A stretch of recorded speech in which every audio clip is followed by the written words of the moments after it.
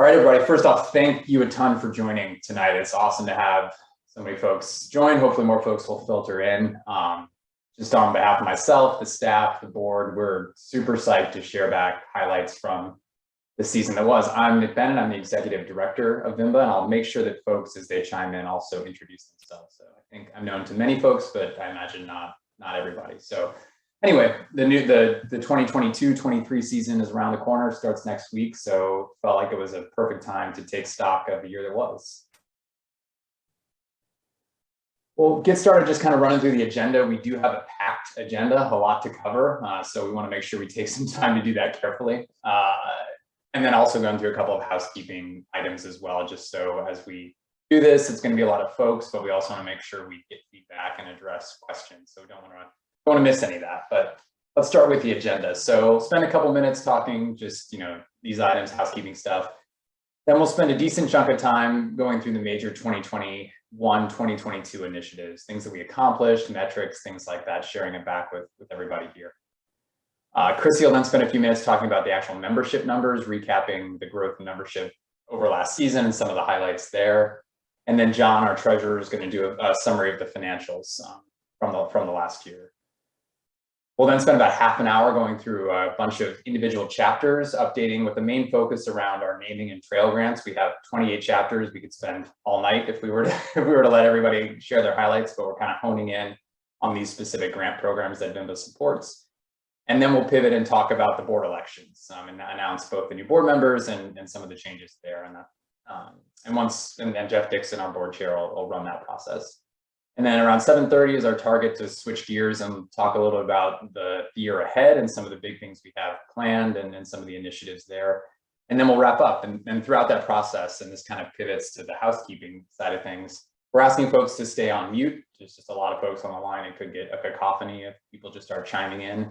And using the chat box if you've got questions or comments or things like that. We'll save the chat, but we'll also be looking through it or looking at it through the night and trying to track questions and bring those up. So we will pause as we go on each slide or on each sort of set of topics to try to cover the questions that are phrased. Great. I think that's everything on housekeeping and the agenda. And unless there are any questions I missed, Chrissy, that came up, I'll probably go ahead. Sweet. Cool. All right, well, let's start with the numbers. I mean, this is a great place just in terms of highlighting. And for those of you that have had a chance to look at the annual report, this is a direct pull from that. That's now up on our website and in printed or hard or PDF form.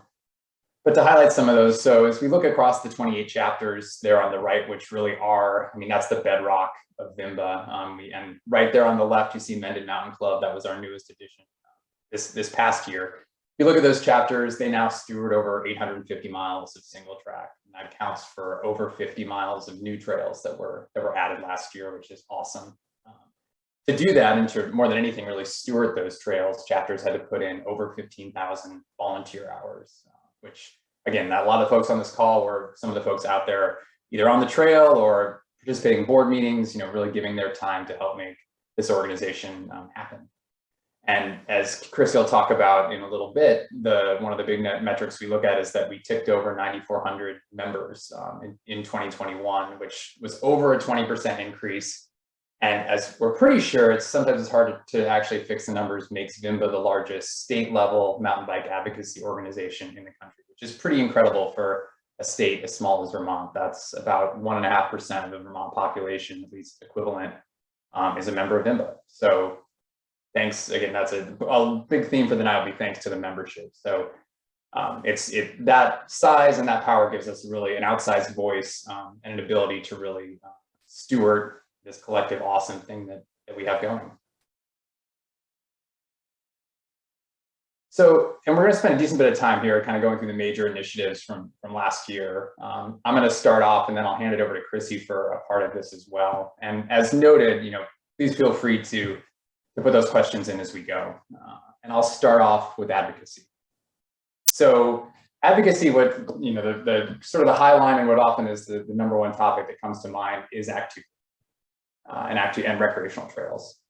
So just to give a brief summary there, I know a lot of folks on the call are familiar with Act 250, but some folks aren't.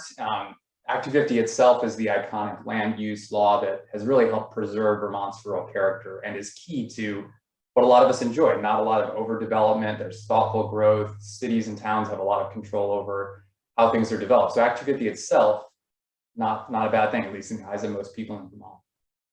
Trails, however, can fall under Act 250 jurisdiction.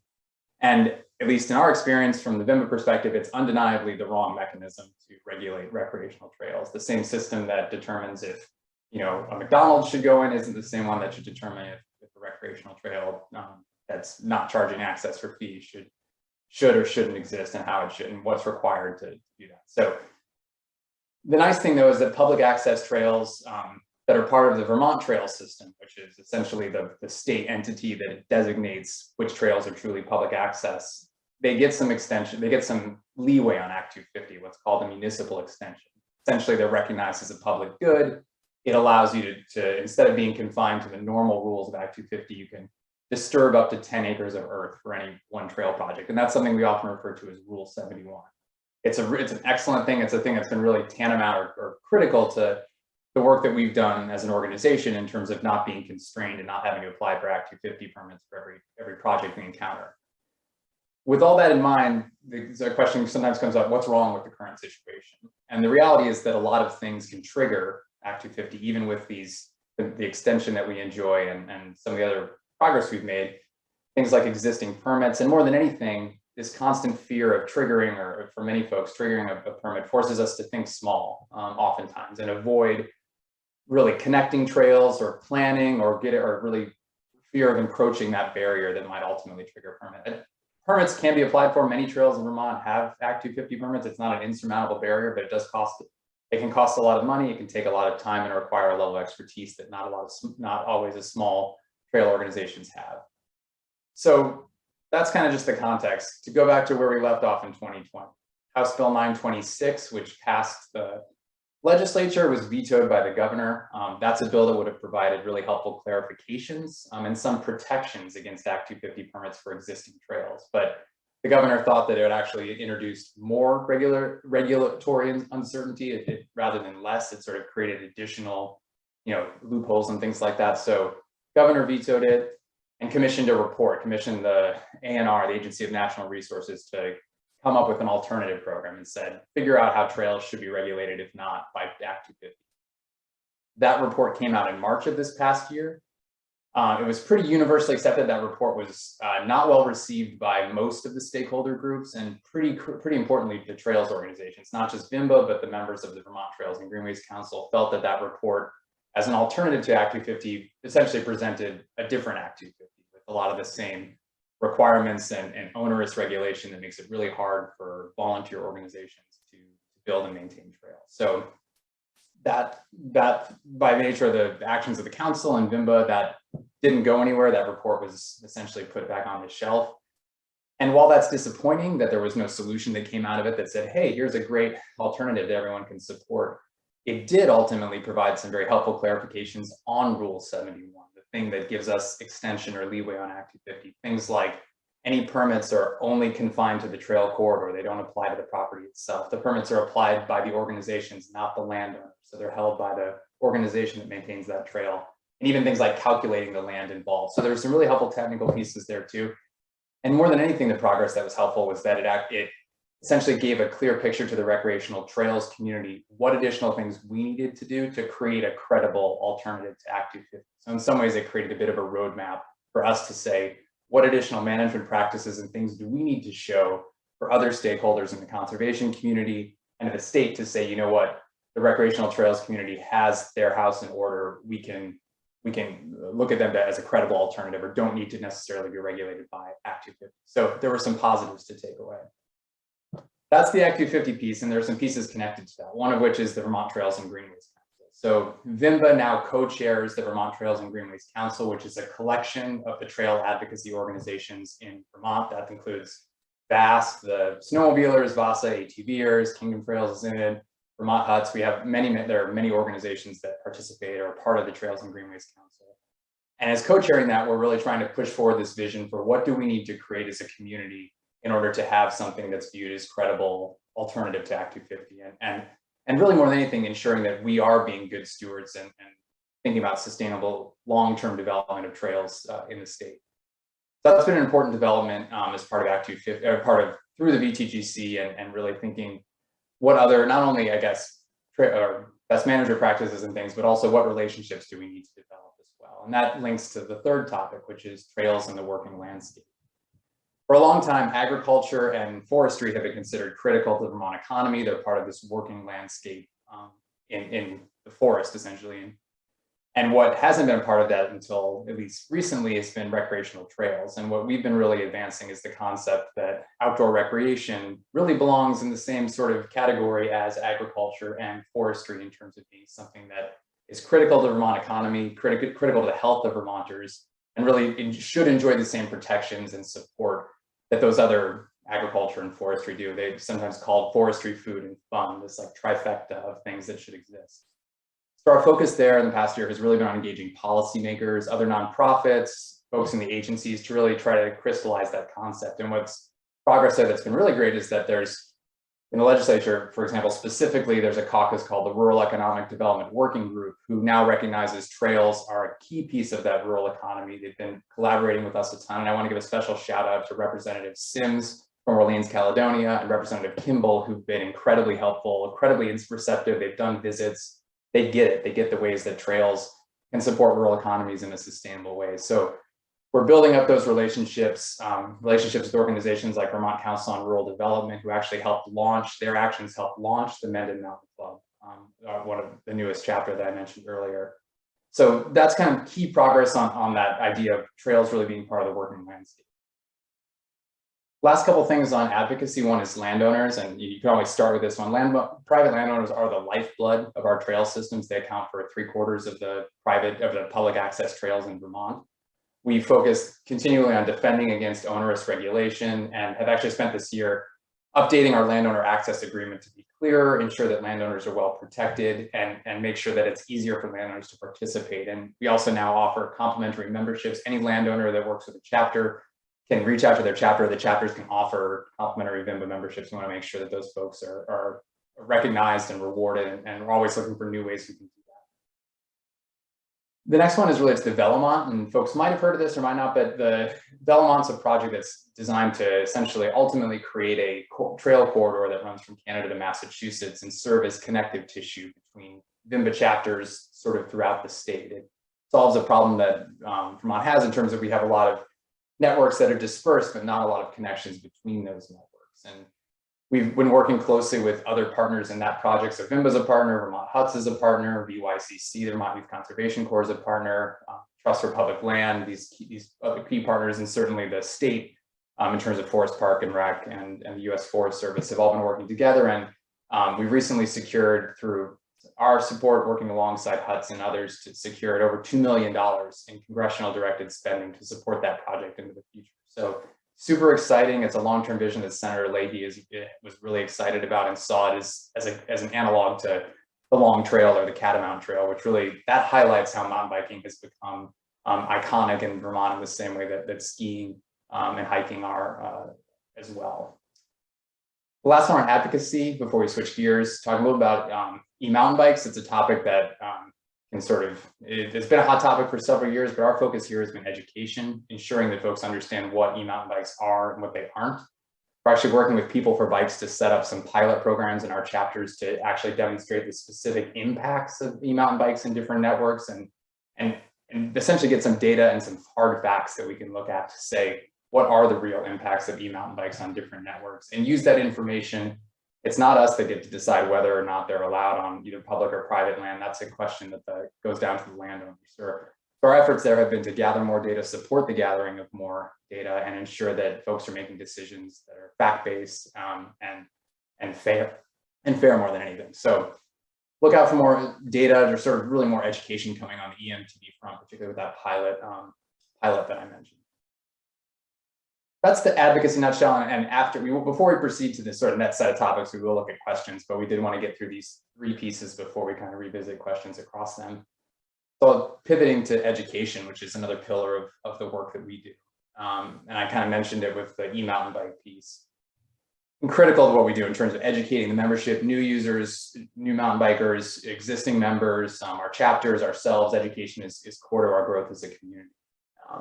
To start that off, some of the important things last year.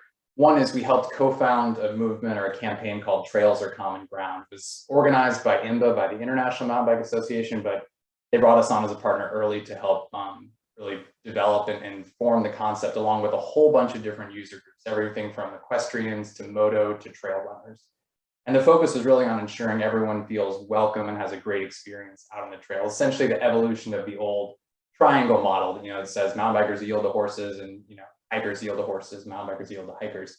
That's not a comprehensive or effective way to govern user interactions on the trail. So this movement really started around how to improve user interactions, focusing on respect, inclusivity, safety, and enjoyment for everybody out on the trail. And that's involved to actually incorporate a much stronger diversity, equity, and inclusion component. And it's a campaign that we're really excited about, because ultimately that's going to lead to funding related for trail modifications and trail development for trails that are truly inclusive and truly, multi-user supportive, and also just designed to really, it gets toward the empathy for us all, understanding that whether you're on a mountain bike, whether you're on a horse, whether you're out with your running shoes, that we're out there for really that same objective to really get that experience out on the trail. So anyway, trying to improve user interactions out on the trail.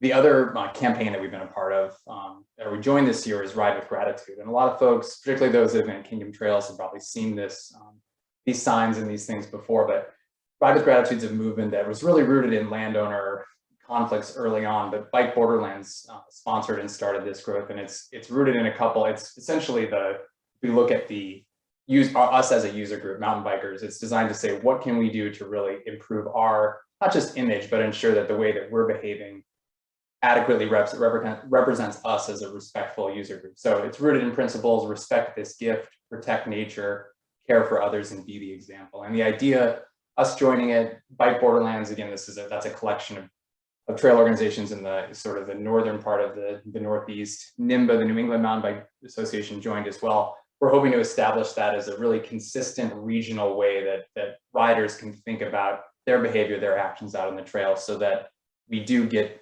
respect essentially from, whether it be landowners, whether that be, just people's general image of mountain bikers improves to where we have a lot more ability to develop trail projects and to engage with communities, because that we've moved on from sort of that renegade image. So that that talks about kind of campaigns. I'm actually going to throw it over to Chrissy, who is leads our marketing efforts and really the communication piece of education that's so critical. So she's going to talk a little about channel and content and how that's evolved this past year. Awesome. Thank you so much, Nick. Hi, everybody. So my name is Chrissy. I'm the operations director for Vemba. And I also, like Nick mentioned, lead a lot of the communications and marketing that we do here. So just kind of echoing what Nick's been talking about, we have some specific channels that we communicate with our members and chapters through. And we've been seeing great growth over the past few years, and that's the same for last year. Our newsletter we now have nearly 13,000 subscribers, which is up 17% compared to the previous year.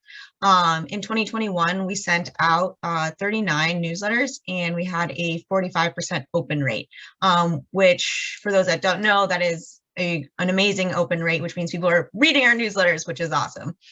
Another outlet that we communicate with folks is through our social media, which again, we've been seeing consistent growth over the past few years. So we now have 8,000 followers through our Facebook, and that is about a 4.1% growth in 2021. Instagram has 7.1 thousand followers, which is actually a 25% growth in 2021. And in 2021, we launched our Twitter account. Well, relaunched it. And now we now have 152 followers compared to, I believe, 2 at the start of the year.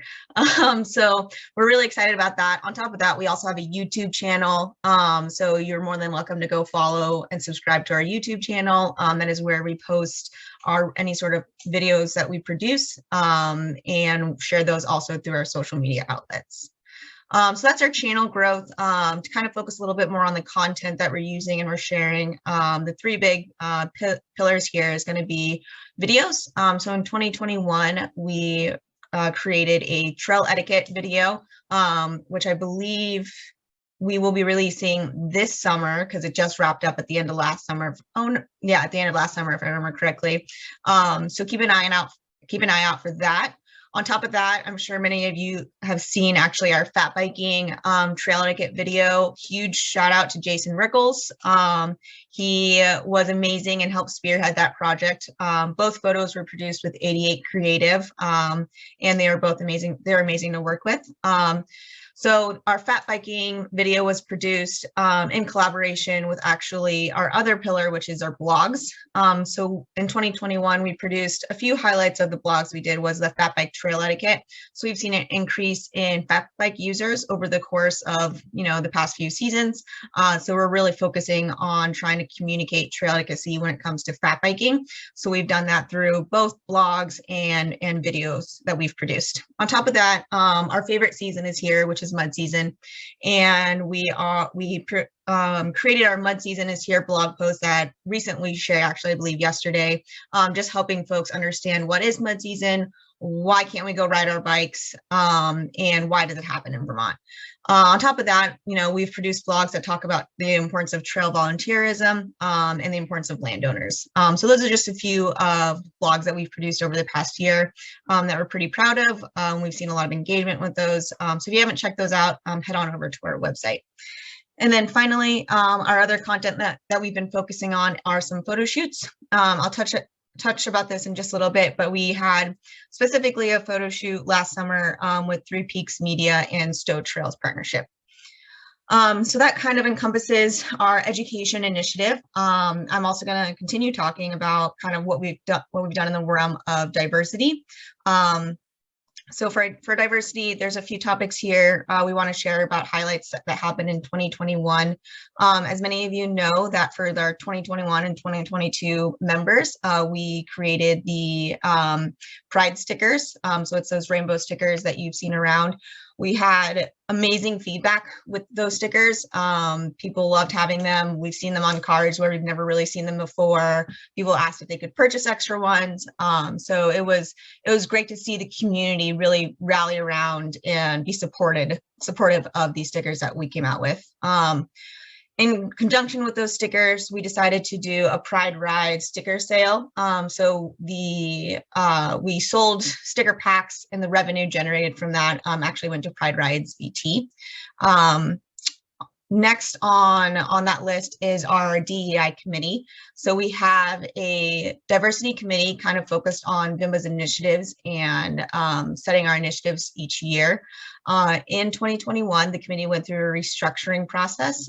So initially it was formed of board members, mainly board members and Vemba staff. Last year, we decided to have it fall underneath the advisory council as a subcommittee, and it is now comprised of chapter representatives, Vemba staff, Vemba board members, and community members.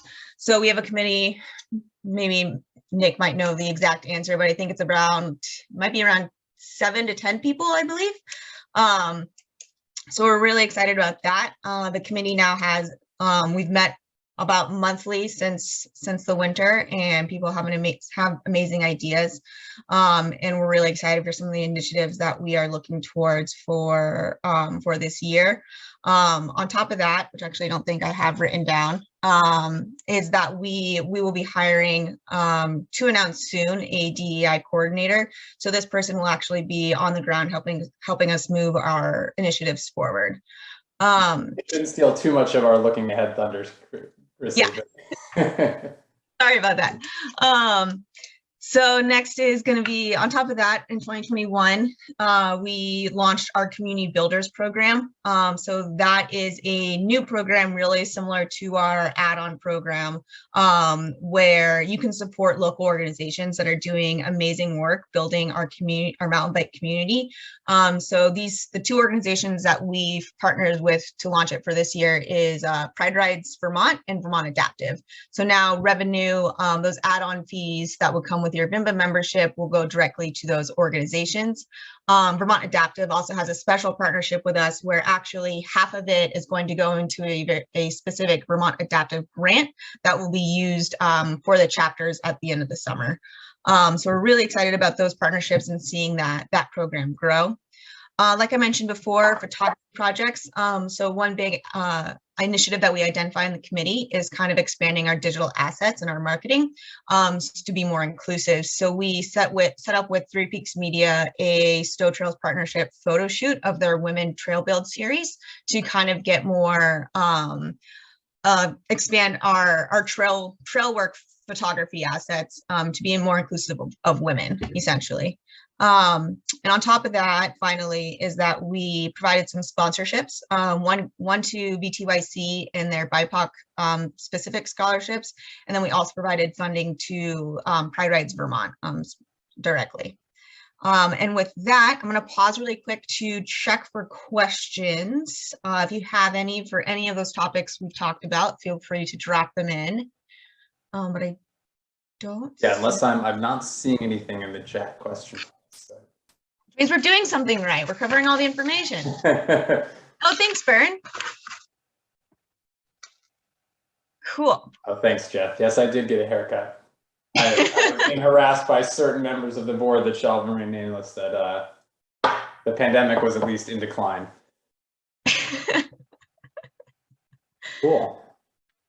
Well, I mean, we're happy to revisit questions anytime. So if things come up as we're talking and say, hey, I did have a question about an education piece or an Act 250 piece, feel free to jump in because, you know, we don't want to steamroll through folks. But no, it's been, I mean, I think to summarize, it's been a really busy year. We've had a lot of irons in the fire, but I think I mean, chapters doing incredible stuff. The staff at the office, which is growing, we'll talk about in a minute, has been really awesome. The board has been tremendously supportive too. So as an organization, I think that, you know, one thing that this didn't really capture is the fact that, like, as an organization in terms of the health and growth is just incredibly strong. So thanks to everyone here for making that possible. Great. Well, should we switch? We're actually a minute, I think, or two ahead of schedule. Should we switch and hand the reins over to John, Chrissy?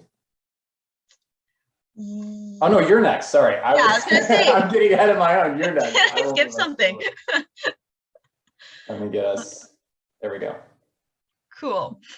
Before we hand the reins to John, I'm going to talk a little bit about membership for 2021 and 2022. As you all know, our new season for 2022-2023 is about to start in end of next week, which is super exciting.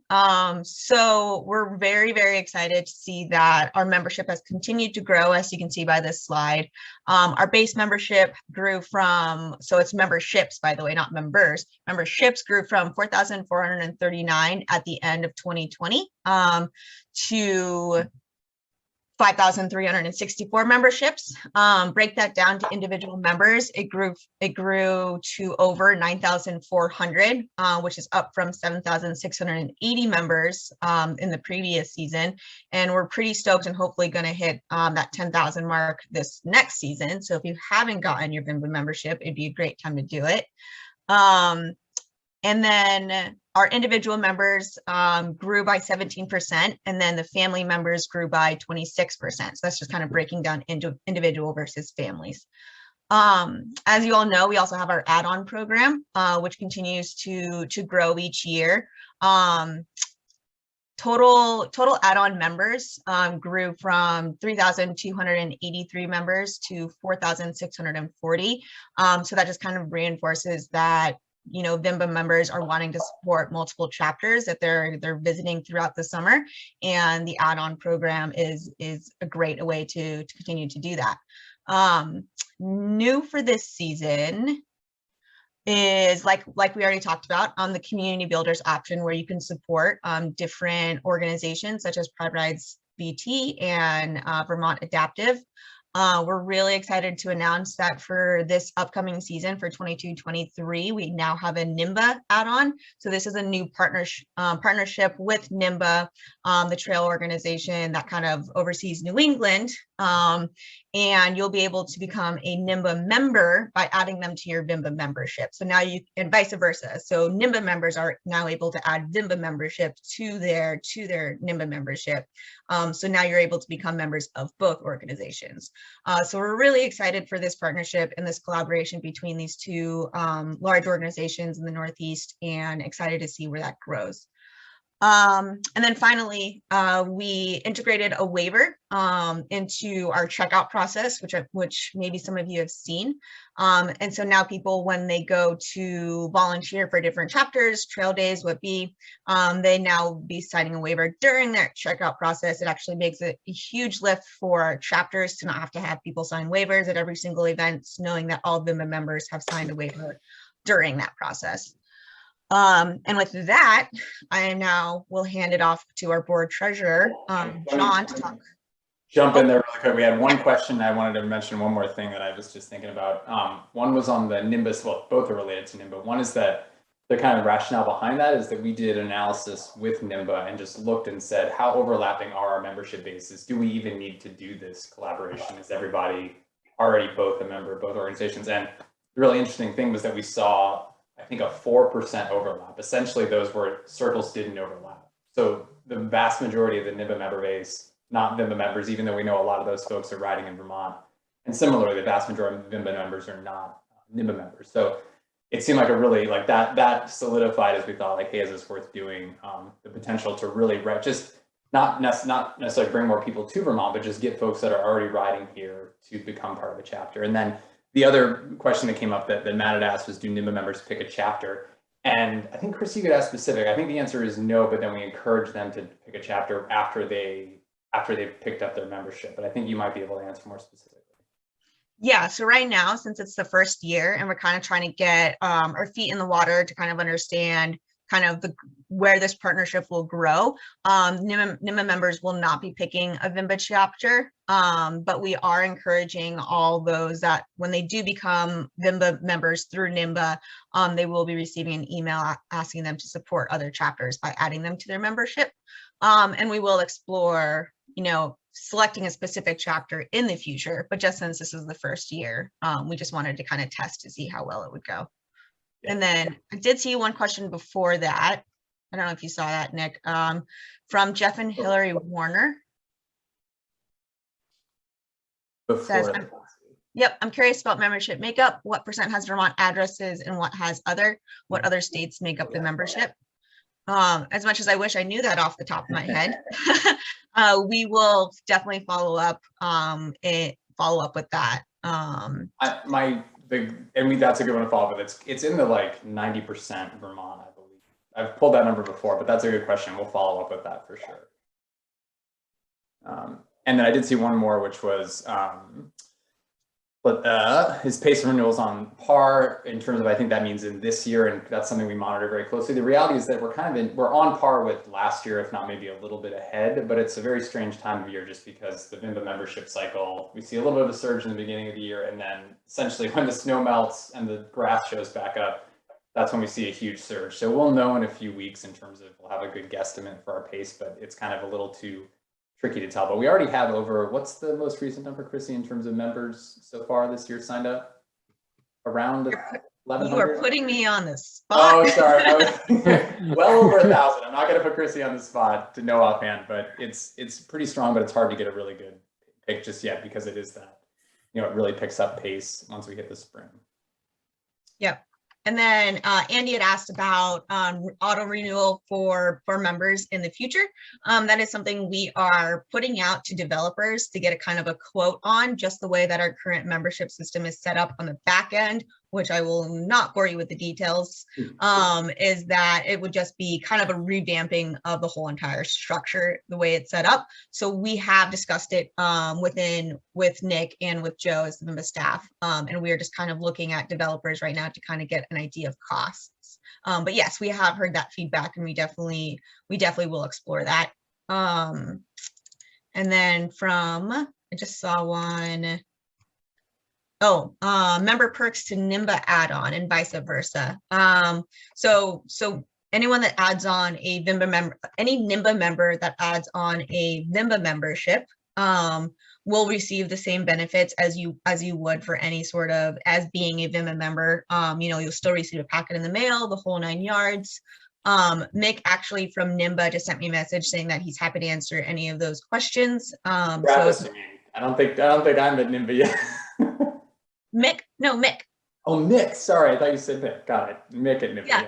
Awesome. Mick from Nimba will go ahead. Mick, if you just want to drop in the chat the member perks as being a Nimba member, that would be great. So you can look out for that answer. And I think that was all the questions. Feel free to drop any more if you have them. Yeah, and we'll take a look back through. And as noted, if we scroll back and we missed any, we'll try to address those as well. Cool. I think we are pretty much on time or close to. So I think we're going to switch and give the reins to John. I have not seen him on the call, but I hope he's there. I'm here. And we can hear you. Great. Hello, everyone. I'm John Ringer, treasurer of the Vemba board, as Chrissy mentioned. Great to see everyone. And thanks to everyone for just an awesome bike season. We've heard a theme here tonight around some really cool initiatives and just a strong year. And financially, that theme carries through as well. So couple slides to share with you on the finances tonight. First one will just be an overview of kind of the revenue sources, cost sources, or expense sources.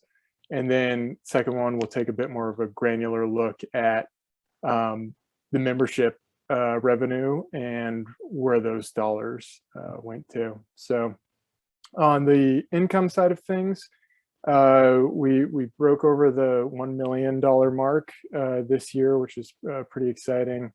Membership was the primary driver of that, 49%. So that includes primary membership at $427,000, as well as add-ons at a little over $100,000, and those were direct pass-through to chapters.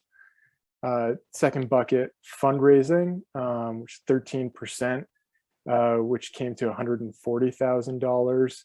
So it's a combination of the annual fund, general donations, and a couple raffles that we had throughout the year. Third bucket for income, chapter donations and grants. These came in at $252,000 in total, and those were 100% passed through to the various chapters. Next bucket at 6% were office grants. So these included the Lentilac Foundation, Conine Family Foundation, and these totaled $62,000, as well as the Vermont Department of Tourism. And then we had sponsorships at 5%, which came at $25,000 in total, and those included Cabot, OGE, and our downhill programs as well with the resorts. And then the rookie of the year this year was our merchandise revenue source, mostly from selling flannels, and that came in at $8,000, which Nick is handily sporting tonight. If you can just draw your attention to his screen. More of that to come next year, we're thinking. On the cost side of things, expenses came to just over $1 million as well. Direct and indirect chapter support came in at 33%, well, 33 plus the 12%, and the totals there were $468,000. Again, we'll cover that in more detail on the next slide, and that was 90% pass through. The next bucket were chapter donations and grants, also 100% pass through there, plus 32,000 in naming grants. The next expense category at 17% were office operations. That came to a total of 174,000. So that includes things like salaries, office expenses, keeping the lights on, those sorts of things. And then our rainy day fund was at 6%, which had $65,000 allocated to it, which is exactly that, a rainy day fund to cover us in the event of extreme weather events or other things that may arise, just to keep us up and running. And then marketing, the last expense category, came in at $21,000. And that was mostly went to membership promotion, rewarding volunteers, and our ambassador program.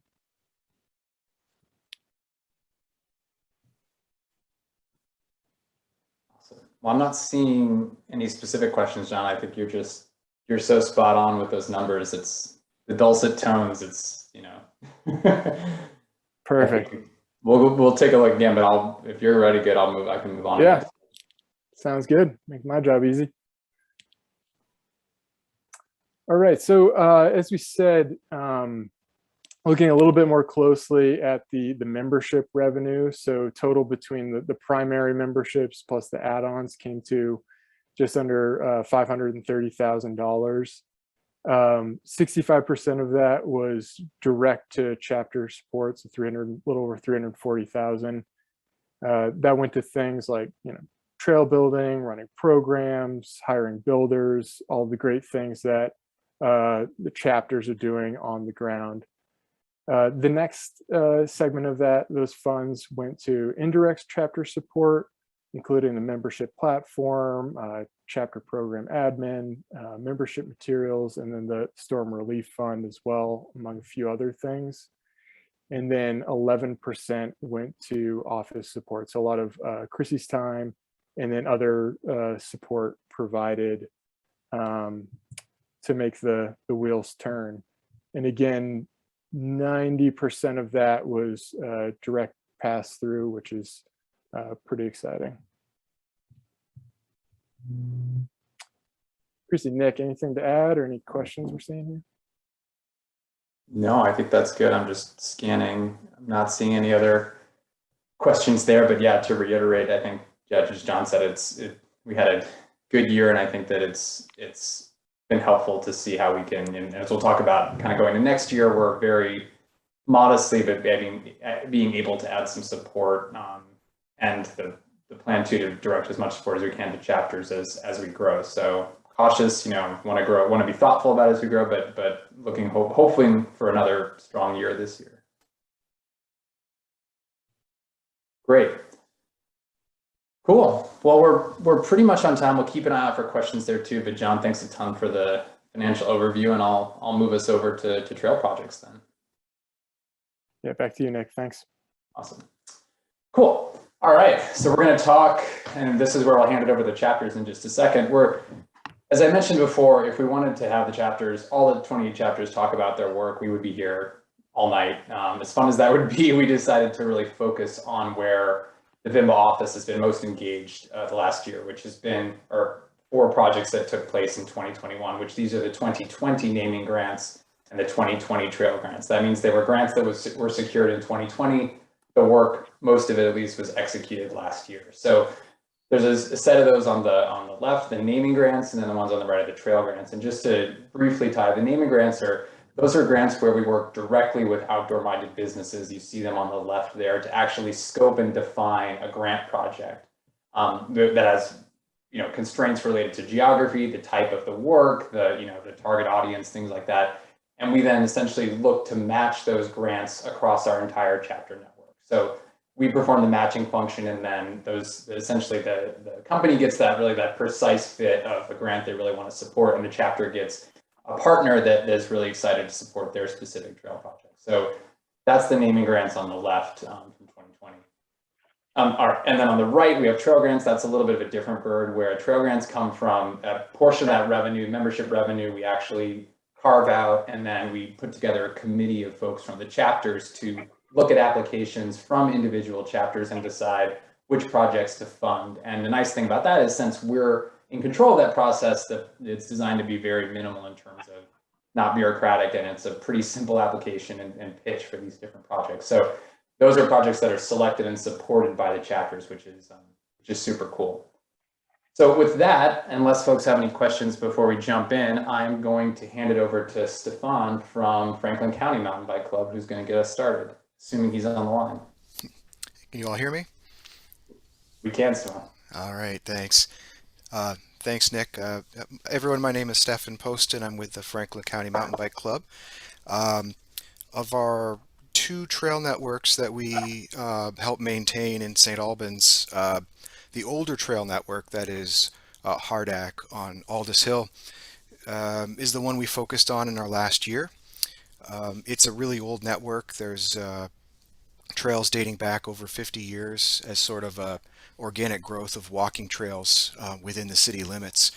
And over the past decade or so, we've been thinking really hard about how to minimize the erosion and the wear and tear on the hill.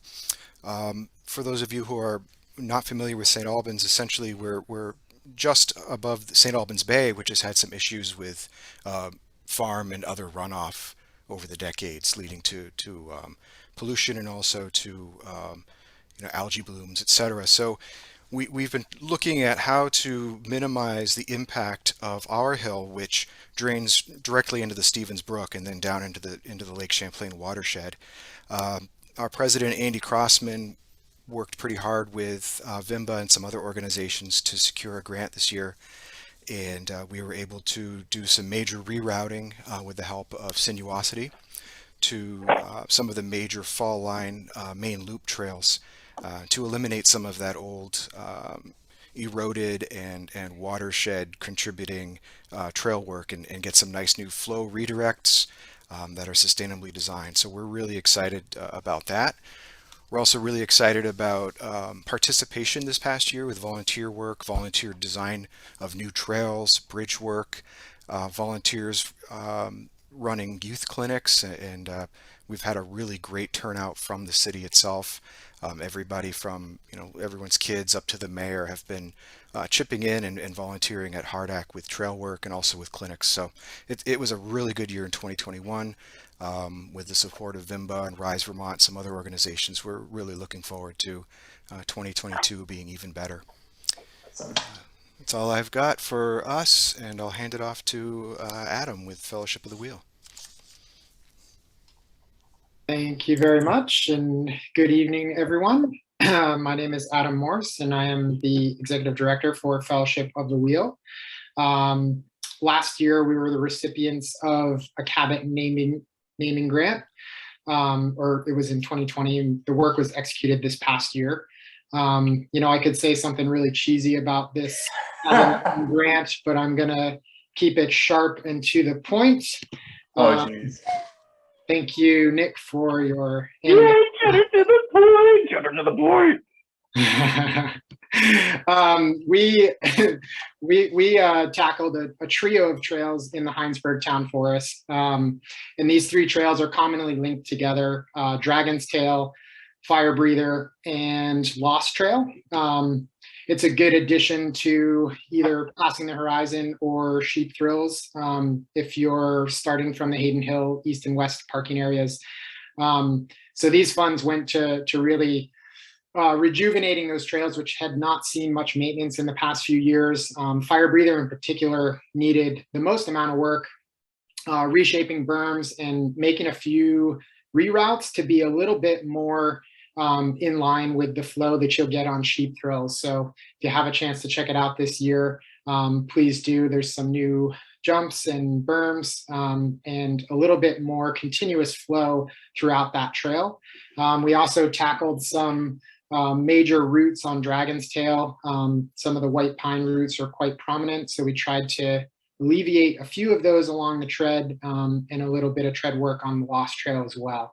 And this pairs really nicely with a intermediate beginner friendly loop, which we put in below those trails to really sort of bring much more trail to that portion of the forest. So great additions there. And moving on to the next slide, we were also recipients of a Vemba Trail Grant. 2020, as we all know, was very impactful to the outdoors, and in particular for Fellowship of the Wheel, we lost a lot of volunteer hours by not being able to do volunteer trail days. We also saw increased trail traffic at all of our networks, like many of the other chapters. So we used these funds to sort of help sustain and support the trail crew, and we actually brought in an additional resource for the middle of the summer to lend a helping hand to really tackle some much needed maintenance projects and provide some new offerings all at the same time. So Saxon Hill saw some rock armoring work in some persistently wet areas, and we're really hoping that this spring those will help alleviate certain areas of that network that are a little bit wet. Of course, much more work to do there always. And then Sunny Hollow, we restored an old trail that had been sort of left fallow for a few years, and got that up and running. It's called Hangnail, so check that one out as well. That's a little bit about our 2 grants, and now I'm going to pass it on to Jared from Bennington Area Trail Systems. Hey guys, how's it going? Greetings from probably the farthest part of the state, down in the southwest corner here, northern Massachusetts, some people call it. But yeah, it's been a crazy 2 years, but things are looking awesome moving forward here. You know, BATS over the past 2 years had some issues with the Southern Vermont College property, possibly changing hands. But what was awesome is that our local hospital bought the property and our trails are safe. So many thanks to them. So I'm here to talk about the Cabot naming grant that we got. And this was actually a great collaboration with the hospital SBMC here in Bennington, and it just so happened since they bought the mansion property, it made sense to put some trails in their backyard. A lot of good things were happening over the past few years. We got the BMX track in Bennington back up and running, the only BMX track in the state of Vermont. So it kind of made sense to try to get some, do something for the kids and get kids out on the trails, since there was a lot of BMX kids in the community.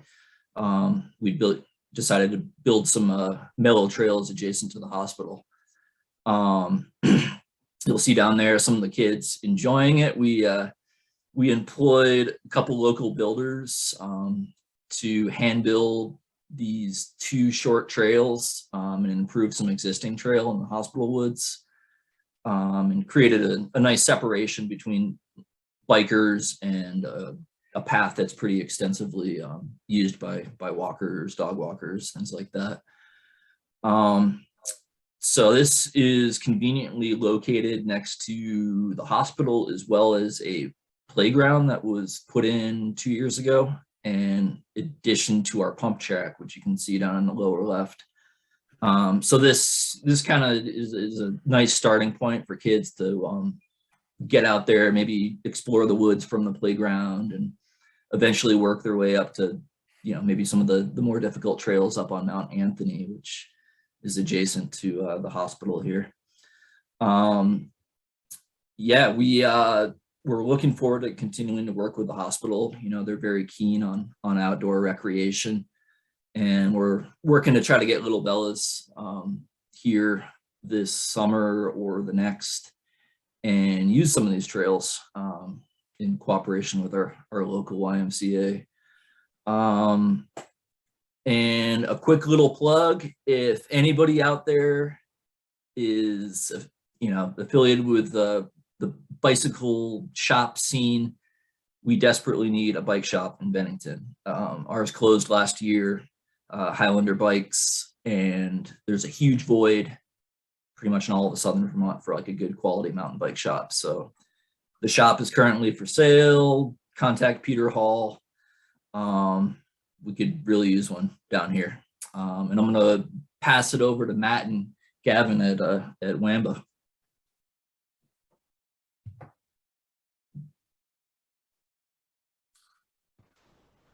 Hey, Nick, do you mind advancing to the next slide, and then we'll come back to this one? Thanks. Sure. Is that good? Yep. So I'm Matt Stout. I'm president of the Woodstock Area Mountain Bike Association. Just real quick about our chapter. We're, I guess, in our 6th year now. We have just over 400 members at the end of last season. We manage 3 networks: Mount Peg, Suicide 6, and Aqueduct Trails. It's just about 30 miles of single track. We're going to talk about the 2 grants we were awarded for construction last year. And I wanted to start with this one, the Village Trail. this trail really represents just a huge milestone for us. I don't even know where to begin. I'll start with 10 years ago, someone tried to build a trail on this property, and it pretty much ruined mountain biking in our community for almost 10 years. To give you the background, the Woodstock Resort Corporation, very supportive of mountain biking. They have 600 acres, and we've built almost 14 miles on their land. And the only way into the village is through the public Mount Peg Park. And that's where we had some illegal trail building in 2012.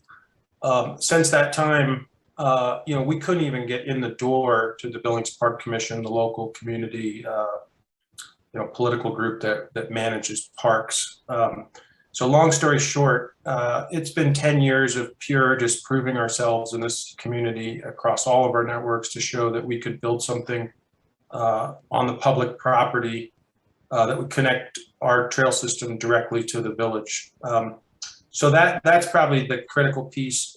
It was a collaboration with our select board. We have a land use agreement with the town of Woodstock, and we worked with Billings Park Commission. But it also represented our first machine-built trail that we did ourselves, and we have a paid trail crew. And I've asked Gavin Vaughn, who's on, to talk a little bit about how we built our first machine-built trail. So Gavin, you want to jump in? Sure. Hi, everybody. It's Gavin. We went into last year with the attempt to build machine-built trail in-house. We picked a few small projects in the spring to get our feet wet running a machine. We rented a machine, and then we broke ground this past summer on this village trail with like a 6,000-pound excavator with a thumb, and took about 3 months and learned a lot through the process. And it actually, I surprised myself. I had my doubts going in, but it proved successful.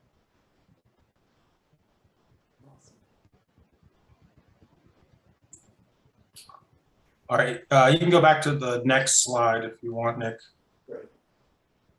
So we also received a naming grant, and I failed to mention on the Village Trail that Vemba Trail Grant funded 8,000 of the 25,000, and we came in almost right on budget, and we split labor and the equipment rental and materials about 50-50. So big project for us. So the Cabot naming grant is funding a new trail that is still under construction. We got it started last year. We cleared the corridor. We've built most of the climb.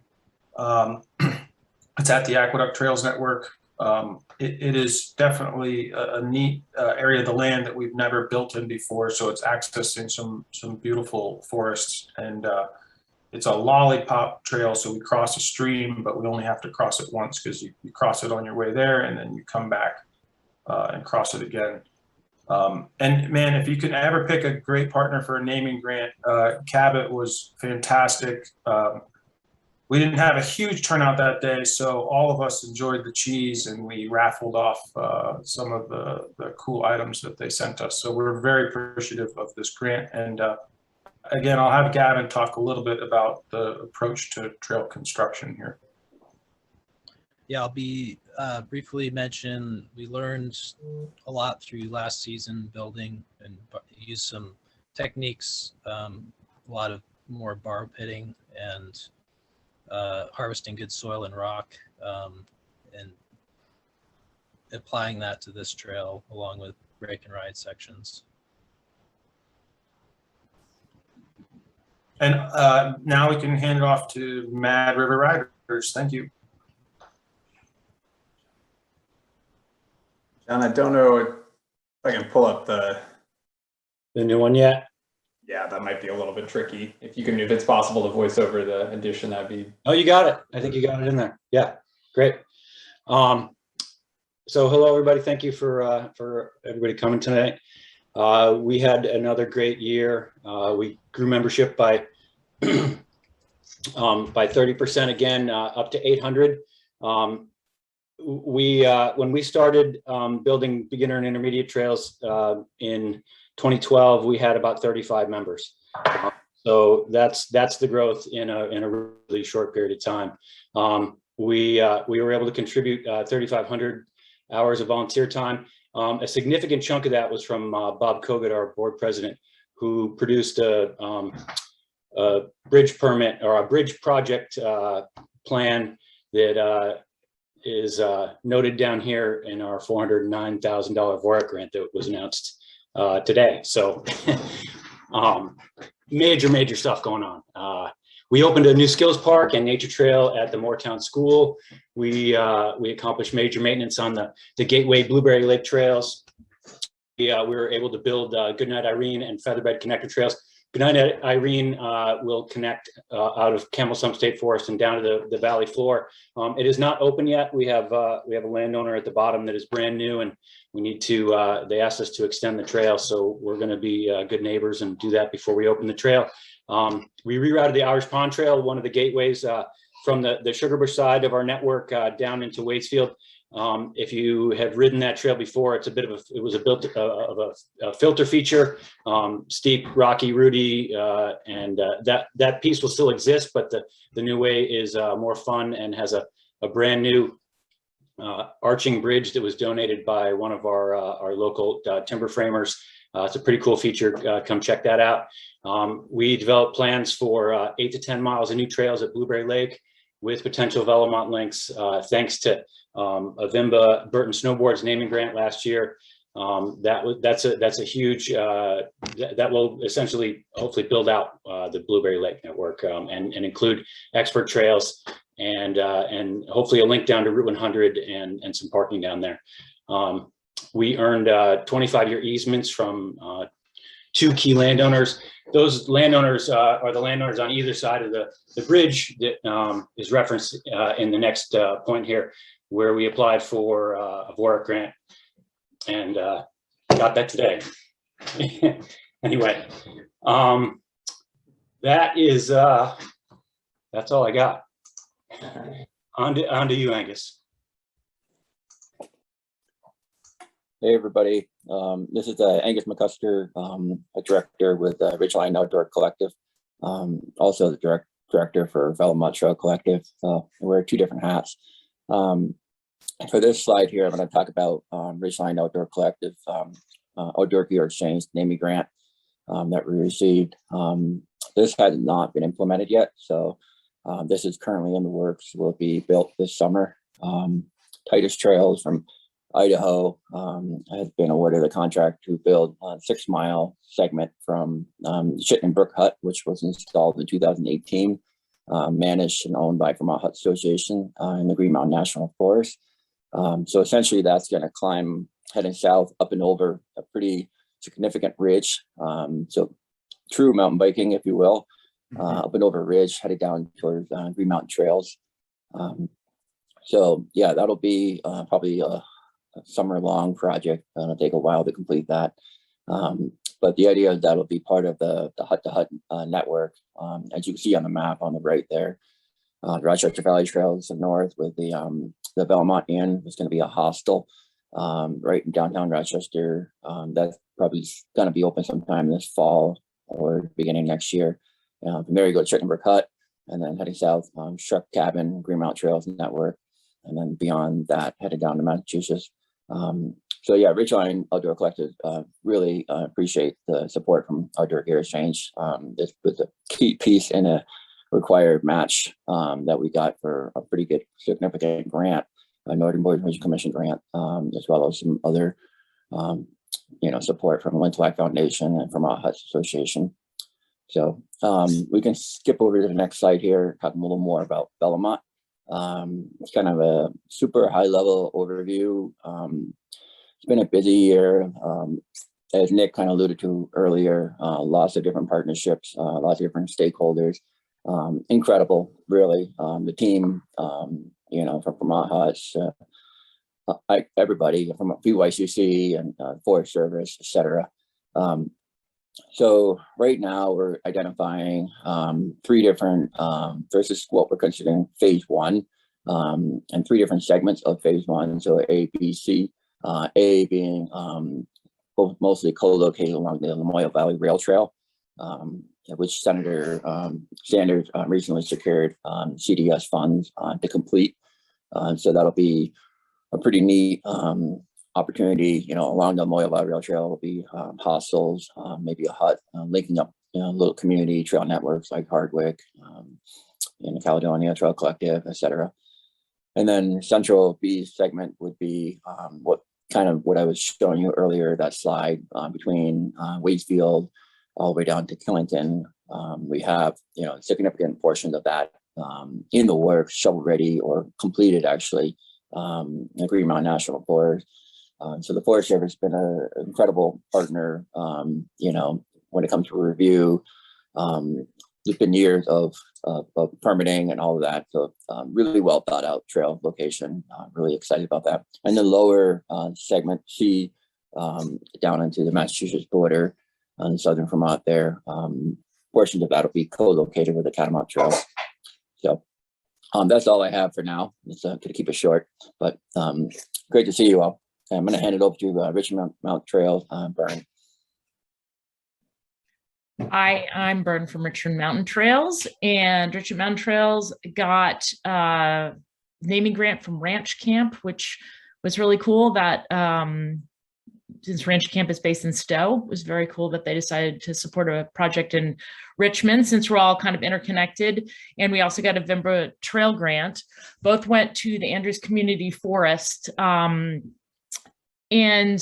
the majority of the monies went towards designing a new project. We were trying to come up with a new standard for trail design, kind of a new paradigm so we didn't just hire a trail building company. We did hire a trail building company. We hired Sinuosity, but we also hired Arrowwood consultants to do an ecological assessment of the land. And we sent Arrowwood and Sinuosity out together. The contract was awarded in late 2020. They went out in 2021. And through an iterative process came up with a proposed trail system. That trail system was presented back to the Andrewstown Forest Committee, which is the committee in Richmond that manages this property. It's a community forest that was purchased in 2017, 2018, that was for conservation and recreation. And there has been a very active community conversation going on around the proposal, around the piece of land, and around what kind of trail system makes sense. So unfortunately, we haven't broken ground yet. We haven't gotten to actually go out and build trail. Brooke went out and flagged the trails. And again, it was a really cool, they did an amazing job presenting the work and explaining the compromises and explaining the give and take on the project. And so we have fingers crossed that we'll be able to move forward with some kind of trail system in the Andrews Community Forest. If anyone on the call lives in Richmond and you haven't weighed in and would like to, at richmondvt.gov or the link that Chrissy just put up, you can both fill out a form with your own comments on the proposed trail system. The Andrews Community Forest Committee has also proposed a revised trail system. All of the information is on Richmond, Vermont, richmondvt.gov. And you can also enjoy the conversation and the back and forth. It's a really cool example of community involvement. The community has become unexpectedly passionate about this project. So we are looking forward to hopefully getting shovels in the ground sometime soon on it. But we need select board approval and we're standing by. So thanks for sharing your comments. If anybody wants to weigh in and has an opinion, rides in Richmond, lives in Richmond, and I am going to hand it over to Heidi from JAMBA. Hello, my name is Heidi Pancake. I'm the chairperson for the Jamaica Area Mountain Bike Alliance. We began in the fall of 2019 It's been a bit of a bumpy ride as we've navigated the pandemic while trying to gain traction as a small chapter. We originally formed in order to work with the Vermont Department of Forest Parks and Recreation to build trails in the Jamaica State Park. Our pre-proposal was accepted by FPR, and we are working with them to put together a full proposal. We applied for and received a trail grant and a naming grant in 2020. The naming grant project with the Vermont Country Store, the land with that project with the Army Corps of Engineers at Ball Mountain Lake experienced a change in management, and so we're awaiting final approvals to break ground there. The trail grant we received is to help us bring back an old local favorite, single track trail with a reroute around the current owner's house. We've spent most of the trail grant money on tools, which we put to use with over 100 hours of volunteer time on the Ken Quarry Trail. Due to an extremely wet July, we obtained an extension to reroute the reroute. We plan to complete the project this summer, and we are constantly scouting parcels of public and private land for new single track possibilities here in Jamaica and the surrounding area. And if there's anything we've learned since our inception, it's that there's no such thing as too much planning. And we're committed to planning for our future as an organization. And I'm going to hand it off to Marty with Grateful Treads. Hi, everybody. My name is Marty with the Grateful Treads in the Jay Peak area. We focused our trail work, our trail building this past summer at the Montgomery Rec Center. We were hoping to create a network of progression trails, and for the last few seasons, and this season included, or the past season rather, we worked with Pete Wakeling, OTB Trails, and he was able to accomplish a lot for us. He redesigned a trail to create like a blue-green bi-directional trail. He created a really smooth uphill climb that ends at the top of a stacked loop system. He made a blue, kind of a blue-black downhill trail, step-ups and tabletops. All this came together to create a really nice opportunity for all skill levels to experience progression and have fun, I guess. This network that he built at the Montgomery Rec Center, it's flow trails, and it connects to our Montgomery School, and through a beautiful hayfield, it also goes to our old rake and ride network, which we're really excited about. The progression at the rec center with the fall line, the cross fall line, bridges, jumps, berms, really complement like the rugged riding that we have farther up the mountain. And that all came together this past summer, which is cool to see. I am going to hand it off to Andy from Slate Valley. All right, thanks a lot. So Slate Valley Trails was really fortunate in 2020 to get an RTP grant from the state for some trails at Delaney Woods. And with all the prices of lumber and materials skyrocketing during the pandemic, we were left a little bit short for finishing up our project. So the Vemba Trail grant here was super helpful in allowing us to build some of the bridges and boardwalking that you can see here to complete our Delaney Trail system.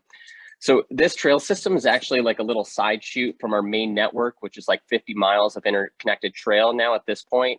And this is where SVT's roots started, and the center trail up the middle. SVT 1 was a year and a half of hand labor on our first trail that we ever built. And so it was really exciting to get the Vemba Trail grant to be able to finish and complete our system here at Delaney Woods. And so this is our complete build out. And it brought it up to almost 6 miles of trail, and it provides some relief of the pressure that we get at our bigger trail system. So on the weekends, if you're down our way, head over to Delaney Woods and check out these trails. Just really quickly, just to give an overview of SVT in the last year and looking forward, if folks are interested, last year we had 2 major events, the Slate Valley Epic, which I'll push to folks if you're interested, July 16th and 17th. It's a 40-mile mountain bike race with over 5,000 feet of climbing. If you're interested, I would say register tonight. There's probably only a couple spots left. There's also a relay the next day. We also started a gravel and mountain bike festival, is Meeting of the Grinds, and that's in September. That was super successful last year, and we're going to be doing that again this year. I would say SVT's vibe is a little bit for everybody. So we're not just building advanced trails, we're building new kid strider loops, like you can see in the picture down at the bottom, which has brought families out that have never been at the trails before. But we're also putting directional downhill trails, intermediate trails, so everybody can find something. This year will be another big year, 6 to 7 miles of more single track. This will be probably one of the last big build out years for us. And some more advanced trails, some more beginner adaptive friendly trails as well. So we've been working with Vermont Adaptive on getting more adaptive friendly trails to our system. So another year of trail expansion for SVT. So with that, I'll pass it over to Carolyn at STP. Hey everyone, I'm Carolyn. I'm the Executive Director of Stoked Trails Partnership. So 2021 was a cool year for us. We saw about a 20% increase of membership, bringing us to just under 1,500 members, which is super exciting. We work really closely with the town of Stowe, the Stowe Land Trust, and Trout Family Lodge to maintain 38 miles of trails across 3 main networks, which is Katy Hill Forest, Sterling Forest, and Adams Camp. So really excited to see the increased interest in our trails there. In 2021, we also saw around 1,600 volunteer hours, which equated to $39,000 of trail labor, which is cool that we were able to save all that money. And major thanks to our volunteers. We wouldn't be here without them today. And in 2020, we received a Vemba trail grant to construct Serenity and Adrenaline, which is a trail that we're all super excited about. It's going to be our first like truly double black mountain bike trail. And it's going to be in Adams Camp, and 670 of those 1,600 hours were in 2021 are dedicated to Serenity and Adrenaline. Chrissy had mentioned that we worked with 3 Peaks Media to do a photo shoot for Women's Trail Days. That was just one of the days. We actually had weekly trail nights with for women and also co-ed separately, just to empower folks to gain those skills. I personally got to use how to learn how to use a rock drill, which I was super excited about. In 2021, we also started on our adaptive loop project in Katy Hill Forest. So we're trying to widen a lot of our bridges in there, as well as some of the trail corridors to accommodate adaptive cycles. It'd be really cool to increase the inclusivity of usage of our trails there. So we also spent $92,000 on trail maintenance and building in 2021. And then looking at 2022, we're looking to continue our adaptive improvements to Katy Hill. This is going to include widening a couple more bridges and a few more trail corridors. We're going to have a lot of volunteer trail days this coming season, so keep an eye out if you want to come get your hands dirty with us. We're also going to continue work on Serenity and Adrenaline. We're fingers crossed the ground will thaw pretty quickly and dry from all the mud, and we can open the first section of that trail this spring. But we're going to have more volunteer nights for women and also co-ed, and whoever else wants to join on Thursday nights, so keep an eye out for those. And then we also are working to break ground on a skills park, a progression park, which will be right adjacent to the Stowe Recreation Path, which is that paved path that runs all along the mountain road. So we're really excited to get some more kids and anybody else who wants to progress their skills out into the community there. Yeah, thank you. And with that, I'm going to pass it over to Alan with the Addison County Mountain Bike Club. Awesome. Thanks, Carolyn. First and foremost, big round of applause to every club in the state. The work that we've all done in 21 and going into 22 is absolutely fantastic. So congratulations to everybody. Addison County Bike Club, 21, the establishment of the Moosaloo Grand Tour. It's a 14-mile point-to-point. Did a lot of trail work, some signage, some tree tags. That project is yet to be completed. It's going to take another couple of years, but it will end up being more than 20 miles. Great bike packing route if no one's been out through there. We're working on the connector trail to link Moosaloo and the Silver Lake campgrounds. If you haven't been up to Silver Lake and done the Chandler Ridge trail up through there, you definitely want to take a couple of days and get out there and see it. We did a lot of rework and repairs for the Oak Ridge from Campground Trail to the Fire Road 92A. Again, all in the Moosaloo area, great bike packing in through there. Worked the trail around Middlebury, rebuilt or built 3 bridges last year. Continue to work on the trail system that was built at Virgins just a couple of years ago. And then the most fun part probably is the expansion of the New Leaf Organics trail system in Bristol. Really great trail network right between Moncton and Bristol at the New Leaf Organics farm. So for 22, we want to continue that connector. A lot of planning going in between the campground to Silver Lake. It allows that Chandler Ridge, Lester Hollow trails to be connected through. Probably going to be constructed in 23. Might get a little bit done this year, but it looks like it's going to be next year by the time we get to it. We're investigating a potential pump track right in Middlebury, which would be really kind of cool. Get new riders in, have something to do right in Middlebury itself. We have hired a dedicated administrative support. So for us, that's a huge step. We have a little bit better grasp on communication and keeping all the members in check. Our goal for 2022 is to have more than 200 members. This club has been around for a while, and I think we have the opportunity to grow from being one of the smallest clubs in the state to one that has much more volume, which helps everybody out. And then the last piece is the better engagement with members just through communication and events. And that comes from a survey we did at the tail end of 21 that basically said we just need to communicate more with the folks that are in the area, the riders, so that we can generate more interest and better engagement with the community. With that, I will give it off to Jeff. Awesome. Thank you so much. And thank you to all of the chapters for your presentations and for keeping it pretty brief. I know it's hard to explain everything you've done over the past year in such a short amount of time. Before I get into the board elections, I also did just want to say thank you to Nick and Chrissy and Joe, the Vemba staff. Nick is basically right around the 1-year anniversary of coming on to the organization. He's done a phenomenal job.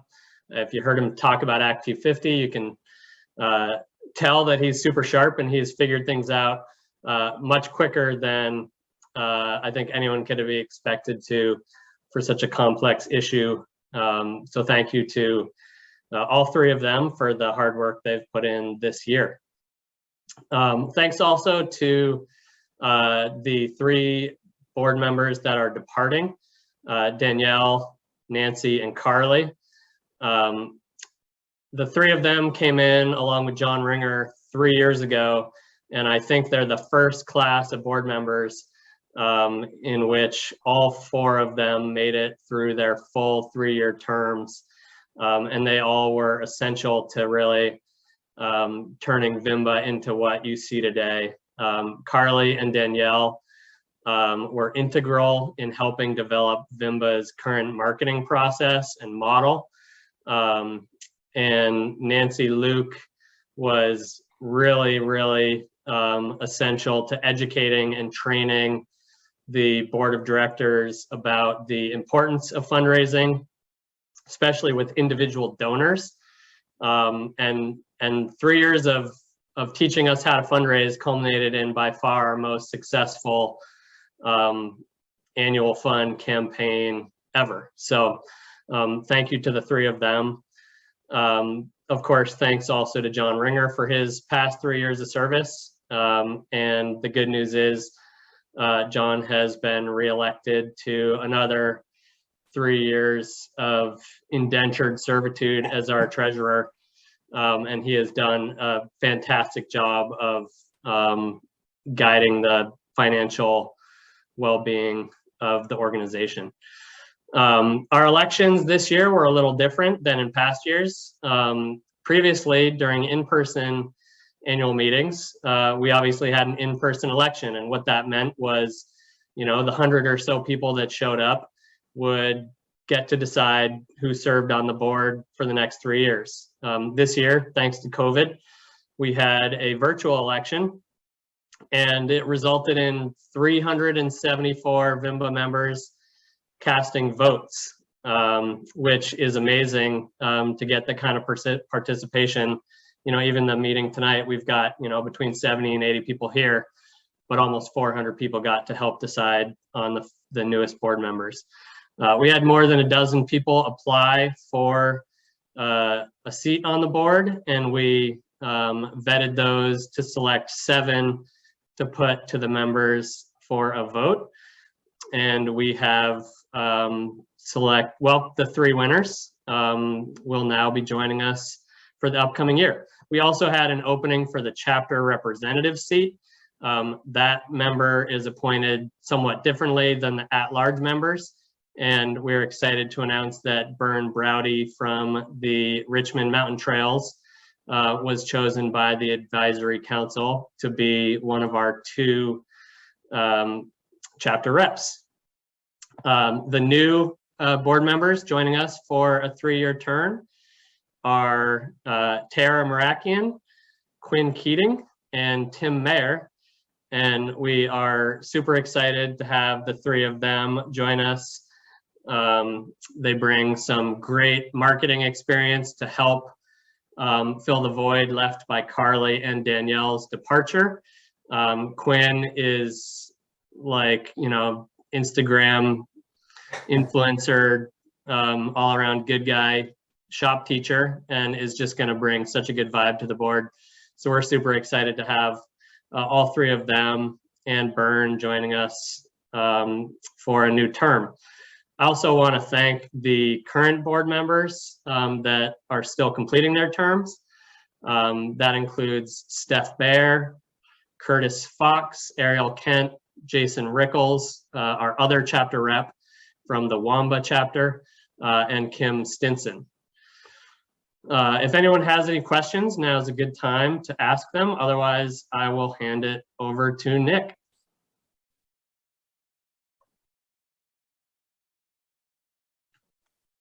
Great. I'm not seeing anything in the chat. The one thing I note too is that, the board election process happens on an annual basis. So it's cool that there's this much enthusiasm that in another 12 months, we'll have another couple of new folks coming into. Not that we want to see anybody depart, but just, it's not everything. We don't do this only every 3 years, I guess is my point.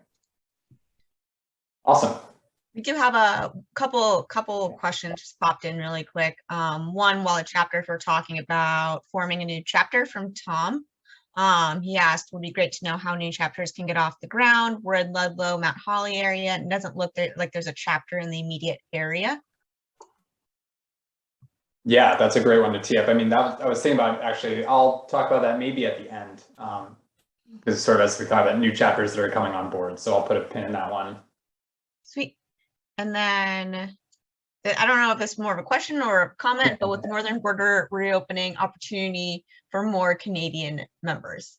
That's a really good point. And so, like, I think it'll affect our networks. I know I talk a lot with Abby over at Kingdom Trails, and their network statistics were completely screwed up these past 2 years with the border being effectively closed. So that's going to change things if and as that opens back up, and we need to think about how to make sure, similar to what we're doing to try to get out of state folks to acknowledge the networks they ride and become members, or at least minimum donate to chapters. That good call that, Alan. We just need to think about how we make sure we're connecting with folks from above the border. Sometimes that might even mean signs in French, or just making sure that folks realize that they should support the trails they ride.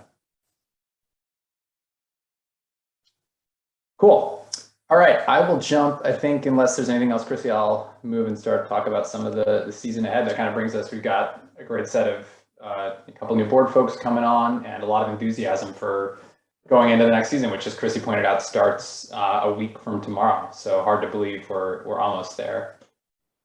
Looking into that season, a couple of things I wanted to touch on. One is that we've, as an organization, and this could have been kind of in the season that was, but we recently updated, just really revised our mission and vision. The board got together, had an extremely productive, the staff got to be part of as well, board retreat, where we really kind of honed in on sort of the direction of the organization and revised the vision statement to say that essentially the vision that we have is for mountain biking to be at the center of healthy, economically vibrant, and economically sustainable communities throughout Vermont, with well-planned, accessible, and progressive trail systems statewide.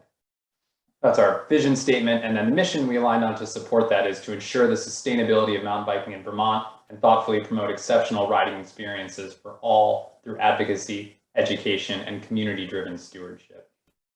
So both those statements are now updated on the About Us section of the website.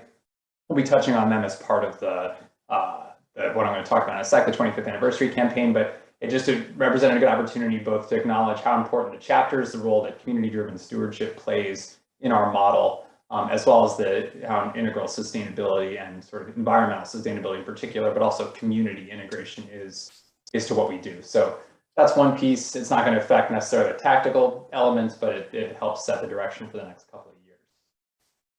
Next one to touch on is the 25th anniversary campaign. So, you know, that thing up in the corner that says since 1997, if you do the math, that means this year's our 25th anniversary. So Chrissy, who again leads our comms effort, has been hard at work really, and I've been helping, but hard at work on designing what this 25th anniversary campaign looks like. So it'll be a fun chance for us to look back from sort of the early days of Vemba as it evolved and grew and kind of the different phases of mountain biking in Vermont. So keep an eye out for those to come out through. We have an interesting timeline in the works. We're going to have some fun interviews and quotes we're doing with some of the people from back in the day. And anyway, excited to kind of roll that out and get a chance to celebrate the past 25 years. Another thing I alluded to, we've got a few new hires coming on.